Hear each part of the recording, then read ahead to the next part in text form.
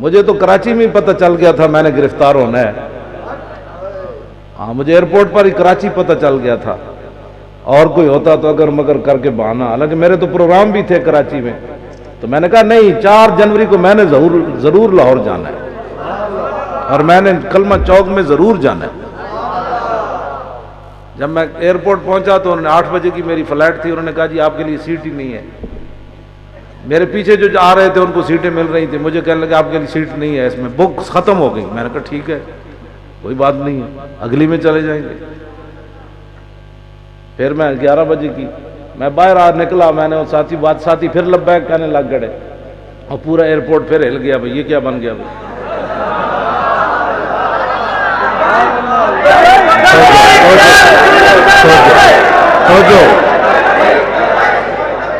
تو میں پھر 2 گھنٹے ایئرپورٹ سے باہر بیٹھا رہا. میں نے کہا واپس نہیں جانا، آپ گھر میں ادھر ہی بیٹھتے ہیں. پھر 11 بجے گئے، پھر وہ مجھے دیکھیں ایسے بھائی یہ پھر آ گیا. پھر میں بیٹھ گیا. پھر جب جہاز لاہور اترا تو اعلان ہوا کہ ویل چیئر والا بندہ بیٹھا رہے، اس کی ویل چیئر آخر میں آئے گی. میں نے کہا ٹھیک ہے آخر میں چلے جائیں گے، کون سے مسئلہ. کیوں جی؟ باغ میں شکر وصل تھا اور ہجر میں ہائے ہائے گل. کہاں میں ان کے ذکر میں پہلے نکلے یا بعد نکلے.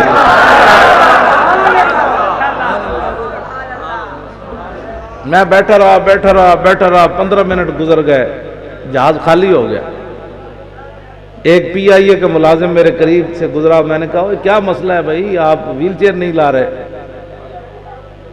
وہ میرے قریب سے گزرتے ہوئے کہتا ہے وہ پولیس نہیں آنے دے رہی.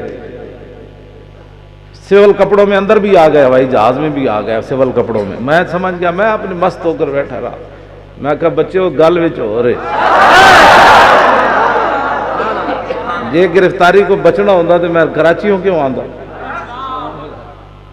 اندر آ گئے، یہ ہمارے ساتھ بچے تھے. میں نے کہتے جی وہ آ نہیں رہی. بھائی میں نے کہا آ جائے گی ویل چیئر، تو آپ کتنی دیر بٹھائیں گے.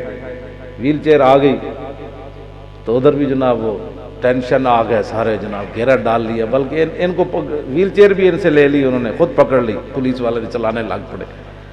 تو میں نے کہا کوئی بات نہیں، میں نے کہا مجھے ایسی، میں نے کہا جیسے میں دیکھ ہی نہیں رہا بھائی میری کون ویل چیئر چلا رہا ہے، میرے دائیں بائیں کون چل رہے.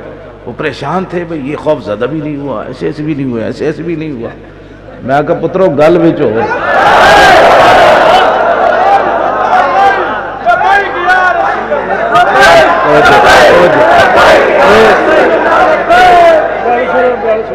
گل بھی سن.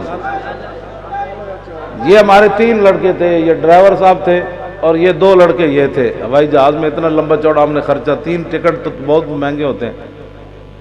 تو یہ 2 لڑکے چوچے سے دونوں یہ تھے. اور جناب باہر نکلے تو ڈرائیور کھڑا تھا، اس نے میری ویل چیئر کو آگے سے پکڑتے ہوئے لبیک کا جب نعرہ لگایا نا، ان دونوں نے دیا جواب.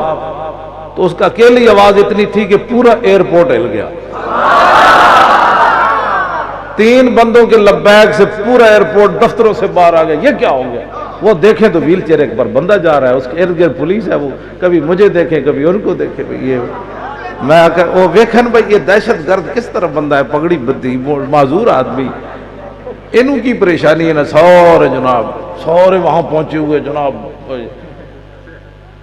میں کہا بے شرمو، قیامت والے دن تمہارا یہی جرم کافی ہوگا کہ ایک حضور کی عزت کے لیے آ رہا تھا اور دوسرے گستاخوں کی حمایت میں اسے پکڑنے کے لیے آ رہے تھے. یہ نامہ اعمال میں تلے گی نا، یہ ویل چیئر بھی تلے گی. کیوں جناب؟ وہ ہاں جی. تو پھر اس دن پتہ چلے گا، وہ تم بدوکوں سمیت تلو گے، بوٹوں سمیت، تو پھر اس دن پتہ چلے گا تم نے کتنے بڑے بڑے گناہ کمائے. وہاں تو چھپکلی دور سے بیٹھ کر جناب ابراہیم کے لیے، وہ تو میلوں بیٹھ کر جناب ابراہیم کو آگ کو اس نے پھونک ماری تو اللہ نے اس کی نسلوں کو سزا دے دی. وہ تو ابراہیم کے لیے آگ تھی، ان کی گستاخی کے لیے جلائی جا رہی تھی. تو بتاؤ ایک گستاخ کی بتیاں جلنے لگیں اور تم اس کی حمایت میں کھڑے ہو گئے. ہوتے کہاں خلیل و بنا کعبہ و منا، لولاک والے صاحبی سب تیرے گھر کی ہے. یہ مسئلے کی حساسیت کو سمجھا جائے، کوئی مسئلہ نہیں، اس مسئلے کی حساسیت کو سمجھا جائے. شاہ جی اصل مسئلہ یہ ہے ہمارا، اس مسئلے کی حساسیت کو سمجھو. یہ جو آئے بیٹھے ہو نا تم ایسے بس سن کر نعرے لگا کر چلے جاؤ، اس مسئلے کی حساسیت کو سمجھو، یہ کتنا نازک مسئلہ ہے۔ ہاں جی، کتنا نازک مسئلہ ہے، اس مسئلے کی حساسیت کو لوگوں کو پتہ ہی نہیں ہے، اس مسئلے کو سیاسی بنایا جا رہا ہے اور بین الاقوامی سطح پر اس کو سیاسی بنایا جا رہا ہے۔